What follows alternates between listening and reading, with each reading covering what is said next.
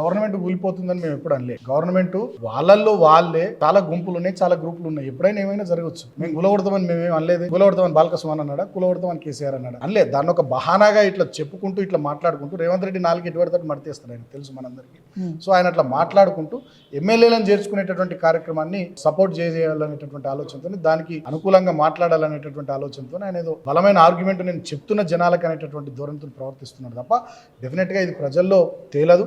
మేము కూడా మొన్న కాంగ్రెస్ పార్టీ నుంచి 12 మంది ఎమ్మెల్యేలను తీసుకుంటే ప్రజలు 10 మందిని ఓడగొట్టి. సో డెఫినెట్గా రాబోయే రోజుల్లో కూడా వీళ్ళకి కూడా అలాంటి పరిస్థితులు తప్పవు. నేను ఒకటే మాట కోరుతా ఉంది వాళ్ళ రేవంత్ రెడ్డిని, పాలన మీద దృష్టి పెట్టండి. నిరుద్యోగులకు ఇచ్చిన మాటలు, రైతులకు ఇచ్చిన మాటలు, మహిళలకు ఇచ్చినటువంటి హామీలు, 6 గ్యారంటీలు, 420 హామీలు, వాటిని నిలబెట్టుకునేటటువంటి ప్రయత్నం చేయాలి తప్ప బీఆర్ఎస్ ను కథం చేస్తాం, బీఆర్ఎస్ పార్టీని గెలుస్తాం అంటే నీ అయ్య తాత తరం కూడా కాదు. రాజశేఖర రెడ్డి, చంద్రబాబు నాయుడు ఏం చేయలేకపోయారు, నువ్వు కూడా ఏం చేయలేవు. కాబట్టి నేను ఏమంటున్నా అంటే ఇప్పటికైనా ఈ ఫిరాయింపుల మీద దృష్టి పెట్టే కంటే పాలన మీద దృష్టి పెట్టాలని రేవంత్ రెడ్డిని కోరుతున్నాను.